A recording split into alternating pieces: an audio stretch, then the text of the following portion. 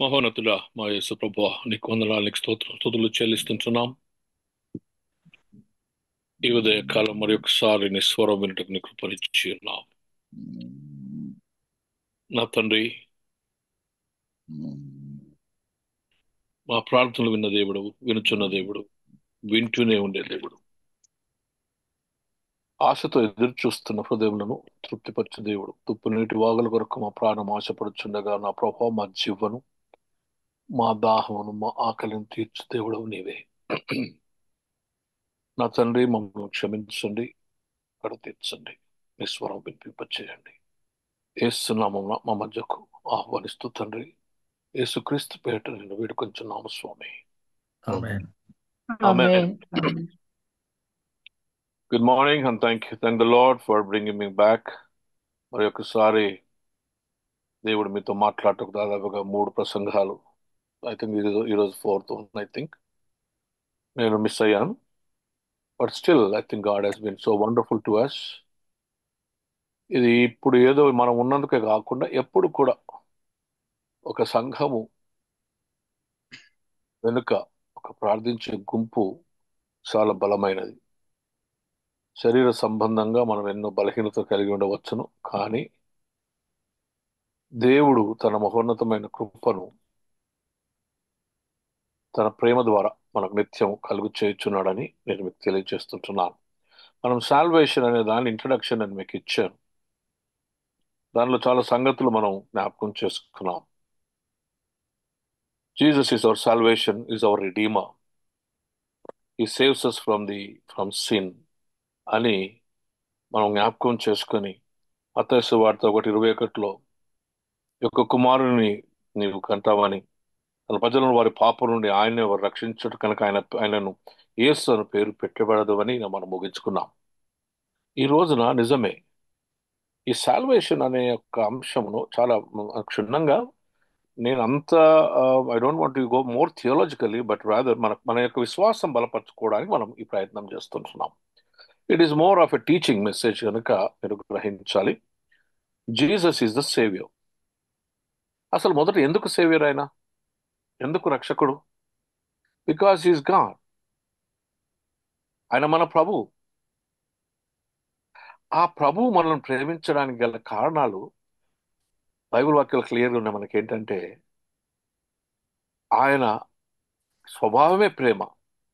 ఆయన లోకమును ఎంతో ప్రేమించాడు కనుక తన చేతి పని అయినటువంటి ఆ సృష్టి యావత్తు తన నుండి వేరు, మానవుని యొక్క స్వార్థమును బట్టి, స్వభావమును బట్టి వేరు చేయబడినప్పుడు మానవ స్వభావమును బట్టి ఆయన నొచ్చుకొని ఆయన ప్రేమించాడు తన చేతి పనిని గనుక ఆయన దాన్ని తిరిగి సంరక్షించుకున్నట్టుకు తాను వేసినటువంటి రక్షణ ప్రణాళిక. ఈ doesn't want to lose it because it is the hand work of him. అందులో ఇంకో మానవుని తన యొక్క జీవాత్మను ఊది ఉన్నాడు కనుక తన ఆత్మ అతనిలో నివసించుతుంది కనుక తన ఆత్మ నివాసం అది దేవాలయంగా అది మార్చబడి ఉంది కనుక ఆయన లోకమును ఎంతగానో ప్రేమించాడు. ఎంతగానో ప్రేమించి ఆ ప్రేమ యొక్క ప్రతిరూపమే ఈ రక్షణ అనే దేవుని రక్షణ ప్రణాళిక. ఆ ప్రేమలో దయాదాక్షిణ్యత మనం చూస్తాం. ఆ ప్రేమలో దేవుని యొక్క క్షమాపణ మనం చూస్తాం. కనుక మొదట క్షమించాడు కనుక ప్రేమించి ఆ ప్రేమ వెనుక ఉన్న ఆ క్షమాపణ పరిపూర్ణత తిరిగి తనలోనికి తను సమకూర్చుకొని పరిపూర్ణతలోనికి తీసుకొని రావడానికి ఈ రక్షణ సువార్త. నిజమే దేవుని బిడ్డలారా, మరి ఆయన పేరు యేసు అని పెట్టి అనగా రక్షకుడు అని పేరు పెట్టబడుతుంది. నిజమే దేవుని కుమారుడు. యోహాను గ్రంథం 1వ అధ్యాయం 14వ వచనం, ఆ వాక్యము శరీరధారి అయి కృపాసత్య సంపూర్ణుడుగా మన మధ్య నివసించెను. ఆది యందు ఉన్నటువంటి వాక్యం, దేవుని యొద్ద ఉన్న వాక్యం కృపాసత్య సంపూర్ణుడుగా శరీరధారి అయి మన మధ్యకు వచ్చాడు. పరిపూర్ణమైన దేవుని కుమారుడు, పరిపూర్ణమైన మనుష్య కుమారుడు. పరిపూర్ణమైన దేవుని తన యొక్క దేవుని యొక్క ప్రతిరూపంగా ప్రతిబింబంగా మన దగ్గరికి వచ్చి, అనగా దేవుడు తానే మన యుద్ధకు వచ్చి మానవుణ్ణి తిరిగి తనలో సమకూర్చుకొని సమరూపం గల వారిగా మార్చి తాను ఉండు చోటున మనమును ఉండులాగున అనేకులకు తన కృపను కలుగు చేయటం ఈ రక్షణ ప్రణాళిక. యోహాను సువార్త 14వ అధ్యాయంలో మనం చూస్తాం. మీ హృదయంలో కలవరపడనీయకుడి అంటాడు. మనం కలవరపడవలసిన అవసరం లేదు. మనము మన తండ్రి అయిన మనటువంటి పితరులైనటువంటి ఆదాము ద్వారా తాను చేసిన ఆ మొదటి పాప స్వభావం వలన మన స్వభావము తల్లి గర్భము నుండే పాపములో మనం గర్భం ధరించబడి ఉన్నాము కనుక ఆ పాపపు ఆ స్వభావమును ఆ శాపాన్ని కొట్టివేయుటకు మానవ స్వభావంలోకి సమకూర్చబడిన దేవుని విరుద్ధమైనటువంటి స్వభావాన్ని తీసివేయుటకు తన స్వభావాన్ని మనలో ఇమిడ్చుటకు తానే తన యొక్క నేచర్ను అనగా తన యొక్క స్వభావాన్ని కనపరచుటకి దేవుడు పరిపూర్ణమైన మనుష్య కుమారుడుగా దేవుని కుమారుడుగా మన మధ్యకు తెంచి ఉన్నాడని నేను మీకు జ్ఞాపకం చేస్తూ ఉంటున్నాను. నిజమే దేవుని బిడ్డలారా, పాపం యొక్క శాపమును సాతాను యొక్క శక్తిని ఆయన పరిపూర్ణముగా మానవులోంచి తీసివేయడానికి మానవ మాధ్యమంలోనికి వచ్చి మానవ స్వభావములో దేవుని యొక్క స్వభావాన్ని మానవునికి మనసును కనపరిచాడు. God has come into the human medium and he has come as the Son of God, a fully man and a fully God, and he has come to show us and given us and experience us the mind of God. దేవుని మనసును కనపరిచాడు. కనుకనే ఆయన పరిపూర్ణమైన మానవునిగా పరిపూర్ణమైనటువంటి స్వభావంతో దేవుని స్వభావంతో మధ్యకు వచ్చి దేవుని యొక్క కృపను చూడండి. రోమీయులకు రాసిన పత్రిక మొదటి అధ్యాయం, రోమా మొదటి అధ్యాయం నేను చదువుతాను చూడండి.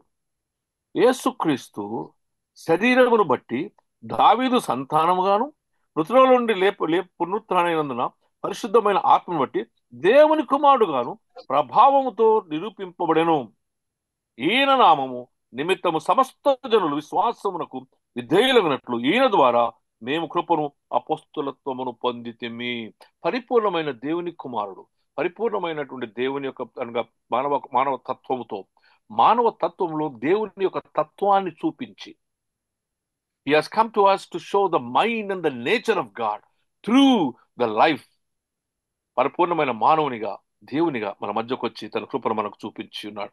అందుకు ఆయన యేసు అని పేరు పెట్టిన రక్షకుడు. ఎందుకంటే పరిపూర్ణమైన దేవుని ప్రత్యక్షతను మానవుని కలుగచేసి తన ఇంట అనేక నివాసములు ఉన్నవి కనుక ఆ నివాసములలో మన కొరకు సిద్ధపడవేనది నా స్వాస్థ్యము నా వారసులు దేవుని వారసులైన వారు అతనితో ఉండులాగిన ఆయన ఈ ప్రయాస ప్రణాళికను రక్షణను కలుగచేసి ఉన్నాడని దేవుడు మనకు జ్ఞాపకం చేస్తాడు. నిజమే, ఆయన ఆ దానికి ప్రతిరూపంగా ఆ శిలువ పైన ప్రాయశ్చిత్తంగా తన రక్తమును చిందించి మరణములకు బదులుగా మరణాన్ని, దానికి మా పాపములకు ఖరీదుగా తన యొక్క రక్తాన్ని చిందించి వెలకట్టి ఆయన మనకు విమోచన కలిగినట్లుగా మనం చూస్తూ ఉంటున్నాం. నిజమే దేవుని బిడ్డారా, 2 కొరింథీ 5వ అధ్యాయం 21వ వచనం చూడండి. ఎందుకనగా మనము ఆయన యందు దేవుని నీతి అగునట్లు పాపమెరుగని ఆయన మన కోసం పాపముగా మార్చబడ్డాడు. మనం దేవునిలో అనగా ఆయన కుమారులుగా కుమార్తెలుగా తీర్చిదిద్దబడడానికి, to be brought into the realm of his righteousness. ఆయన నీతిగా అనగా దేవుని ఎదుట మనం పరిశుద్ధులుగా ఉంచబడడానికి మన నిమిత్తము పాపముగా చేయబడ్డాడు, పాప శాపముగా మార్చబడ్డాడు. బాగా గుర్తుపెట్టుకోండి, ఆయన పాపిని ప్రేమించాడు, పాపమును కాదు. పాపను ప్రేమించడం వలన పాప శాపముని మనకు విడుదల కలిగి చేశాడు. ప్రాముఖ్యమైన మాట ఏంటంటే ఆయన పరిపూర్ణమైన దేవుని కుమారుడుగా పరిపూర్ణమైన మానవ కుమారుడుగా ఆయన మన మధ్యకు వచ్చి మన కొరకు ఆయన తను పాపముగా మార్చబడి ఏం చేశాడు తెలుసా? అక్కడ ఆధ్యాత్మిక రహస్యం ఇది. పాపముగా మార్చబడి ఎవరి కొరకైతే ఆయన చనిపోయాడో వారిని రిప్రజెంట్ చేశాడు. He represented the people for whom he has died. ఎవరి కోసం రిప్రజెంట్ చేశాడు? ఆయన కుమార్తెలుగా చేశాడు వారందరికీ. All whom has taken as his children, his own people. ఇది మంచిగా ఎంచి తన రూపాన్ని కలిగి చేసిన తన సొత్తు. ఎందరూ ఆయన విశ్వాసం ఉంచుతారో, ఎందరూ తన ఆత్మతో నింపబడి వారందరూ ఆయన కుమారులుగా పిలువబడుతున్నారు కనుక, ఎవరైతే పిలువబడి ఉన్నారో వారందరి కొరకు ఆయన శాపంగా మార్చి ఆయన మనకు తన కృపను మనం కలిసి చేసినట్టు చూస్తుంటాం. నిజమే దేవుని బిడ్డలారా, ఈ అటోనింగ్ సాక్రిఫైస్ ప్రాయశ్చిత్తమైనటువంటి ఆ త్యాగపూరితమైన క్రియ ద్వారా దేవుడు మనలను తన యొక్క స్వాధీనంలో తీసుకొని ఉన్నాడు. Christ died to break the power of sin. పాపం యొక్క శాపం, అదే కాకుండా దాని యొక్క శక్తి, దాని శక్తి ఏందో మనందరికీ తెలుసు. పాపం యొక్క ప్రభావం ఏంటో మనకు తెలుసు. This death is the final thing.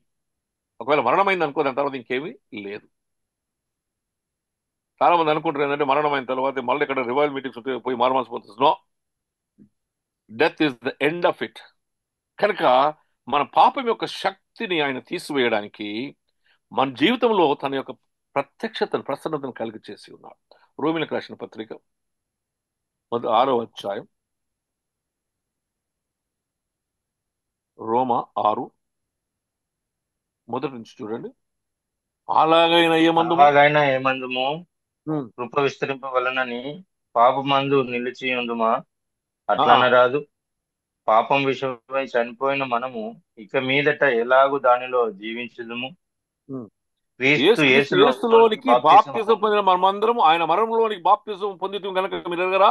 కాబట్టి తండ్రి మహిమ వలన క్రీస్తు మృతుల నుండి ఎలాగ లేపడనో అలాగనే మనము నూతన జీవం పొందిన వారమై నడుచుకున్నట్లు మనం బాప్తిజం వలన మనంలో పాలు పొందిన ఆయనతో కూడా పాతి పెట్టబడితిమి.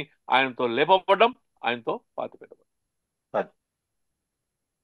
కనుక ఆ పాపం యొక్క శాపము అనగా మరణాన్ని క్రీస్తు మరణ పునరుత్థానము ద్వారా పాపమునకు పాపం ప్రాయశ్చిత్తముగా రక్తం చిందించబడి మరణమును ఓడించబడి తన పాదముల క్రింద త్రొక్కి వేశాడు. చూడండి ఒకసారి. He has stamped it under his own feet. తన పాదం కింద ఏమంటే డెత్ ఫర్ హిస్ తొక్కివేసి దాని యొక్క శక్తిహీనతను మనకు చూపించాడు. దానిలో ఉన్నటువంటి శక్తిని అంతటిని కూడా తీసివేశాడు. రోమా 8:1 అక్కడ చూడండి. కాబట్టి ఇప్పుడు క్రీస్తు యేసునందున్న వారికి ఏ శిక్షా విధియు లేదు. ఉమ్. క్రీస్తు కాబట్టి యేసునందు క్రీస్తు చేస్తున్న వానికి ఏ శిక్ష విధి లేదు. It has been destroyed. First John, మొదటి యోహాను పత్రిక 3వ అధ్యాయం 8వ వచనం.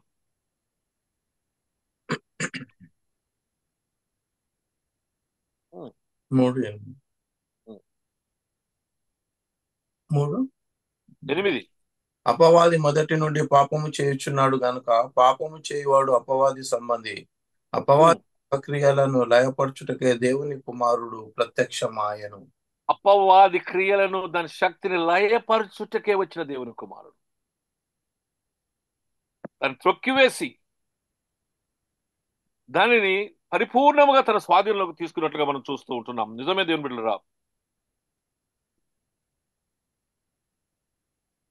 33వ వచనం, రోమా 8. దేవుని చేత ఏర్పరచబడిన వారి మీద మీ నేరము మోపు వాడేవాడు, నీతిమంతులుగా తీర్చువాడు దేవుడే. శిక్ష విధించు వాడెవడు? చనిపోయిన క్రీస్తు యేసే. అంతేకాదు, మృతుల నుండి లేచిన వాడును, దేవుని కృపాశను ఉన్నవాడును, మన కొరకు విజ్ఞాపనము కూడా చేయువాడు ఆయనే. The ultimate power to redeem the human being. God is our salvation. The one who is sitting on the right hand of God, the one who is praying for us, విజ్ఞాపన చేయువాడు, మన కొరకు గోజాడువాడు. And he is the power of salvation. ఆయన్నే మన యొక్క పరిపూర్ణమైన దేవుని శక్తి అని దేవుడు మాకు జ్ఞాపకం చేస్తాడు. నిజమే దేవుని బిడ్డలారా. ఆయన 1 కొరింథీ 15,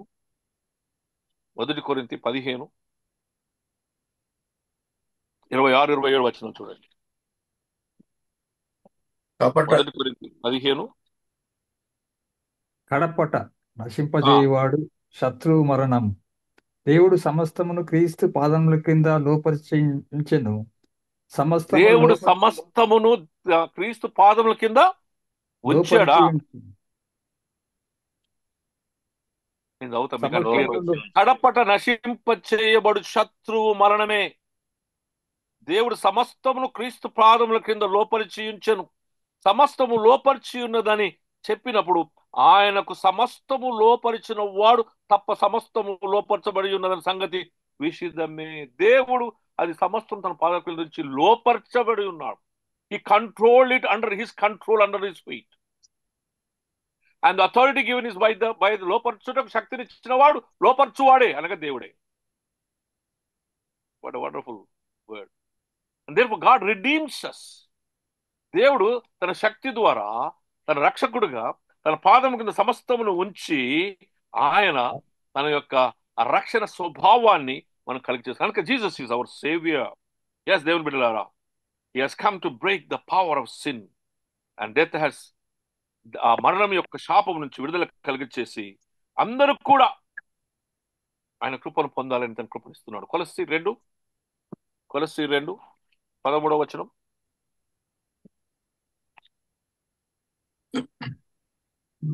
మరియు అపరాధము వలనను శరీరమందు సున్నతి పొందక ఉండుట వలనను మీరు మృతులై ఉండగా దేవుడు వ్రాతపూర్వకమైన ఆజ్ఞ వలన మన మీద రుణముగాను మనకు విరోధంగా నుండిన పత్రమును మేకులతో సిలువ కొట్టి మనకు విరోధముగా ఉన్న ఆ పాపపు పత్రాన్ని మేకులతో సిలువ మీద కొట్టిపడేశాడు.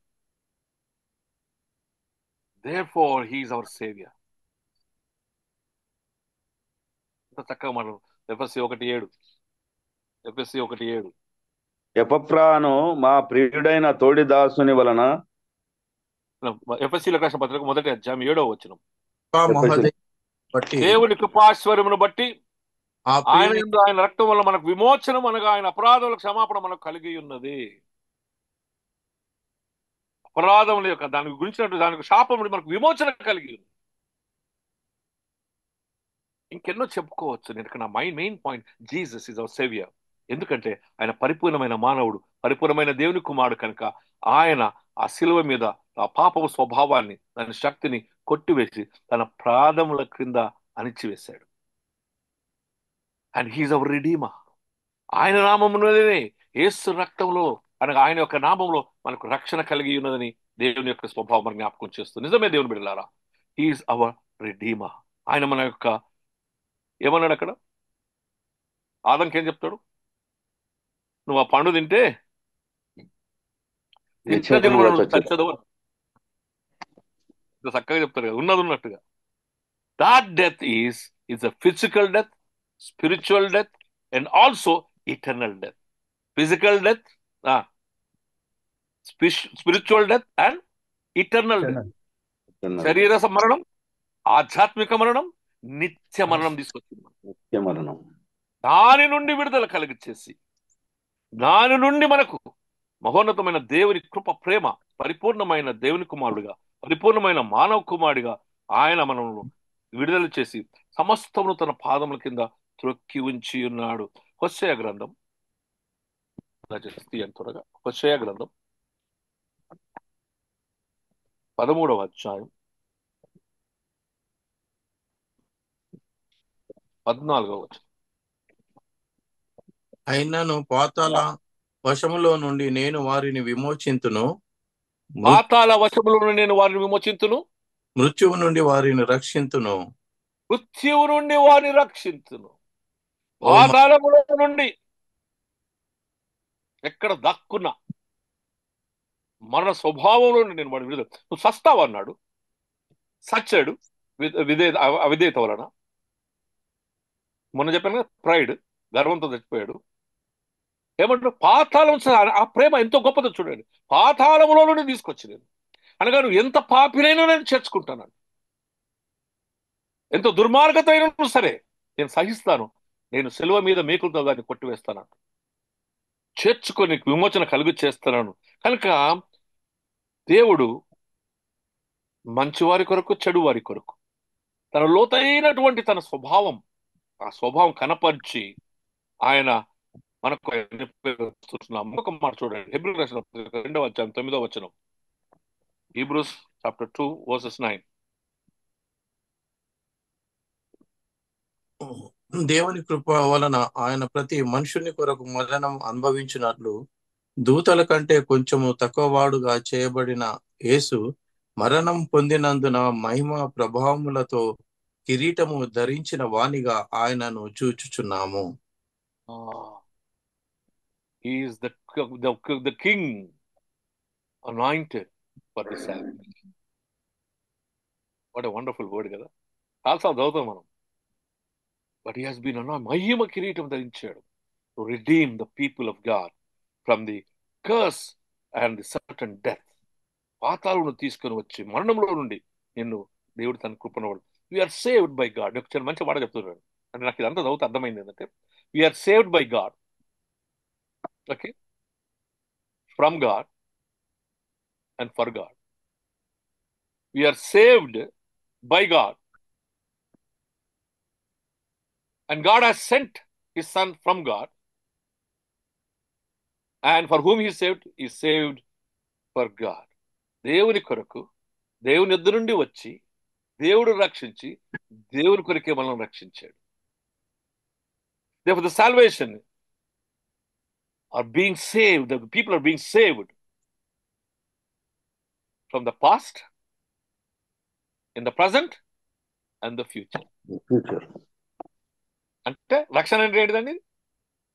ఈ మాట మంచిగా చూడండి. We are saved by God, from God, దేవుని దగ్గరికి వెళ్ళి వచ్చింది అది రక్షణ, అండ్ ఫర్ గాడ్, దేవుని కొరకే రక్షణ చేయబడింది. దాని కొరకు పంపిన వారు యేసుక్రీస్తు ప్రభువుల వారు. ఆ యేసుక్రీస్తు ప్రభు వారు తన రక్షణ మనకు ఎప్పుడు ఇచ్చాడు? From the sins of the past, and sins in the present, and sins of the future. We will be saved. ఖచ్చితంగా రాబోయే కూడా క్షమిస్తారు. దీనిని ఈ గ్రంథకర్తలు ఏం చేశారంటే ఒక 3 భాగాలుగా చేశాడు. నేను మొదటి ఇంగ్లీష్ లో చెప్తాను, తర్వాత మనం తెలుగులో తర్జుమా చేసుకుందాం. Salvation is made possible by Jesus Christ by his death and resurrection. ఆయన మరణ పునరుత్థానము వలన మన రక్షణ సాధ్యపరచబడినది. We are saved from the past penalty of sin. పాపము యొక్క అనగా గతించిపోయిన పాప శాపము నుండి రక్షింపబడినాం. దాన్ని ఏమంటాడంటే జస్టిఫికేషన్ అంటారు ఇంగ్లీష్ లో. తెలుగులో నాకు తెలియదు మాట. అనగా నేను మళ్ళీ చెబుతాను, saved from the past penalty of sin. పాపము యొక్క పాపము యొక్క స్వభావం నుండి నీవు న్యాయముగా తీర్పు తీర్చబడి దేవుడితో సమాధానపరచబడే జీవితం అది. రెండవది, saved from the present sin. ప్రస్తుత పాపము నుంచి విడుదల కలిగజేస్తాడు. దానిని శాంక్టిఫికేషన్ అంటారు. జస్టిఫికేషన్ పాపం యొక్క పాత పెనాల్టీ వల్ల. ఇప్పుడేమంటున్నాడు? శాంక్టిఫికేషన్. దాన్ని ఏమంటున్నాడు? నువ్వు పరిశుద్ధీకరించబడతావు. ప్రస్తుత పాపపు శాపము నుండి విడుదల పొంది పరిశుద్ధీకరించబడతావు. మూడవది, salvation from the future presence of sin. రాబో కాలములో పాపం యొక్క స్వభావం నుంచి కూడా విడుదల కలిగి చేయబడుతుంది. That means the past, present and the future. It is called glorification. మొదటిది జస్టిఫికేషన్, రెండవది శాంక్టిఫికేషన్, మూడవది గ్లోరిఫికేషన్. సమాధానపరచబడి సంబంధం సరిచేయబడుతుంది జస్టిఫికేషన్.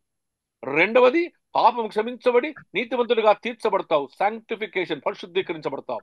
మూడవది గ్లోరిఫికేషన్, అనగా రాబో పాప స్వభావంలో కూడా నీవు శుద్ధీకరించబడి మహిమపరచబడతావు. అది eternal life. Justification, sanctification and glorification. కనుక నువ్వు విమోచన పొంది క్రీస్తు యేసు తన స్వభావం వలన తన నేచర్ కనపరుస్తాడు ఇక్కడ. రైట్? ఇక్కడ అర్థమైంది. రేపటి దినమున మనం ఏం చేస్తామంటే will deal about the nature of God under salvation.